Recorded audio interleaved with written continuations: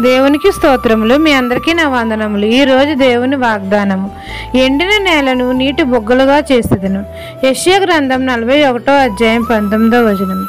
సైన్యములకు అధిపతి అయిన యెహోవా ఎండిన నేలను నీటి బొగ్గలుగా చేసేదను అని మన తండ్రి అయిన యెహోవా మనతో సెలవిస్తున్నారు. తండ్రి ప్రియకుమారుడును మన రక్షకుడును అయిన మన యేసయ్య మార్గంలో మనం అందరము నడవాలి. అప్పుడు తండ్రి మన యందు సంతోషించి మన దత్తత తీరుస్తాడు. మన తండ్రి మన చేయి విడువడు. ఆయన దక్షిణహస్తం ఎల్లప్పుడూ మనకు తోడుగా ఉంటుంది. యెహోవా మన కొరకు చెట్లు లేని మెట్టల మీద నదులను పారజేస్తాడు. లోయల మధ్యను ఊటలను ఉపకజేస్తాడు. అరణ్యమును నీటి మడుగుగా చేస్తాడు. ఎండిన నేలను నీటి బొగ్గలుగా చేస్తాడు. నీళ్లు లేని ఎడారిలో నీటి బొగ్గులను పారజేసి మన దాహం తీరుస్తాడు. మన దేవుడు మన ఎడల అనేకమైన అద్భుత కార్యాలు చేస్తాడు.